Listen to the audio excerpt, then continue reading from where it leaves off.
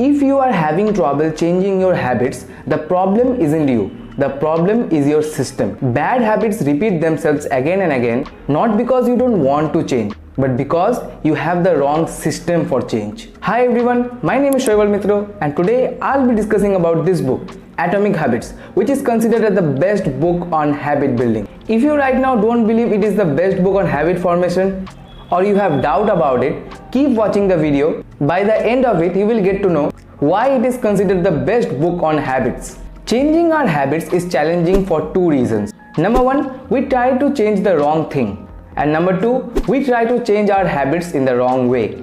Number one, we try to change the wrong thing. You see, there are two types of habits, outcome-based habits and identity-based habits. Most of us follow outcome-based habits, where the outcome of our habits is way more important than our identity. But there are three levels at which a change can occur. You can imagine them like a layer of an onion. The first layer is changing your outcome. This level is considered with changing your result. The second layer is changing your process. This layer is considered with changing your habits and systems.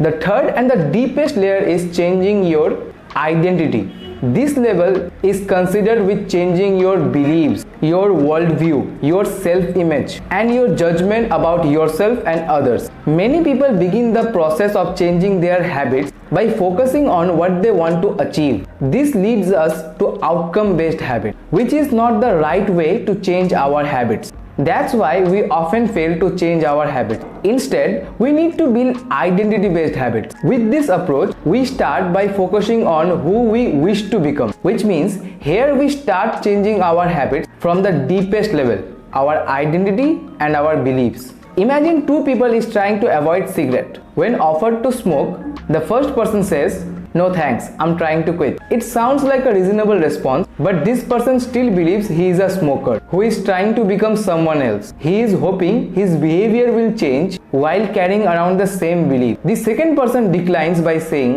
"No thanks, I am not a smoker." It's a small difference, but this statement signals the shift in identity.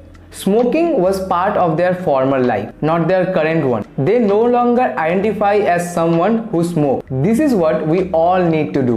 We should try to change our habits and behavior by changing our habits with that behavior. Because true behavior change is identity change. You might start a habit because of motivation, but the only reason you will stick with it if it becomes the part of your identity. Anyone can convince themselves to visit the gym or eat healthy once or twice. But if you don't shift the belief behind the behavior, then it is hard to stick with long-term changes. Remember, improvements are only temporary until they become part of who you are. That's why your goal only shouldn't be to read a book. Your goal should be to become a reader. Your goal shouldn't be to run a marathon. Your goal should be to become a runner. Okay, so now we know the first reason why changing our habits is challenging. We try to change the wrong thing. Now let us know how we have been trying to change our habit in the wrong way. The second reason which makes changing any habit so challenging. But before that, make sure you like the video and subscribe to our channel for more content like this.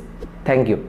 Number two, we try to change our habits in the wrong way. The biggest reason why changing any habit or building a new one feels so difficult is because we focus on setting goals, not building a system. Often we heard from everyone that the best way to achieve what we want in life is to set specific actionable goals. But we must realize that our habits have very little to do with the goals we set and nearly everything to do with the system we follow. Now, what is the difference between system and goals? Goals are about the results you want to achieve. Systems are about the process that leads to those results. If you are an entrepreneur, your goal might be to build a multi-million-dollar business. Your system is how you test your product ideas, hire employees, and run marketing campaigns. If you want better results, then forget about setting goals and focus on your system instead. But what do I mean by this? Are goals completely useless? Of course not.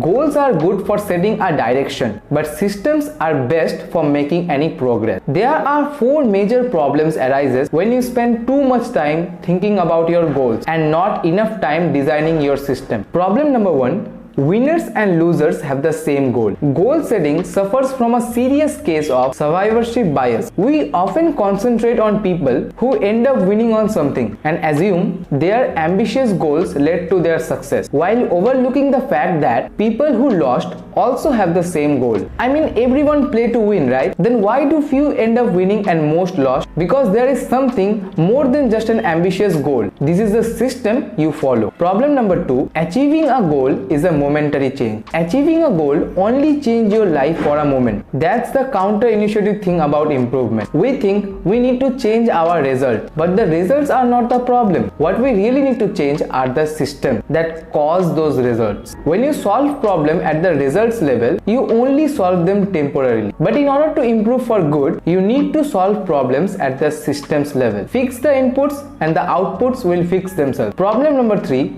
goals restrict your happiness. Goals create an either or conflict. Either you achieve your goal and are successful, or you fail and you are a disappointment. You mentally box yourself into a narrow version of happiness. It makes no sense to restrict your satisfaction to one scenario when there are many parts of success. A system first mentality provides the antidote. When you fall in love with the process rather than the result, you don't have to wait to give yourself permission to be happy. Problem number 4, goals are at the odds with long-term progress. When all of your hard work is focused on a single goal, what is left to push you forward after you achieve it? This is why many people find themselves reverting to their old habits after accomplishing a goal. Because the purpose of setting a goal was to win the game, but the purpose of building the system is to continue playing the game. True long-term thinking is always goal-less thinking. It is not about any single accomplishment. It is about the cycle of endless refinement and continuous improvement, because ultimately it is your commitment that will determine your success.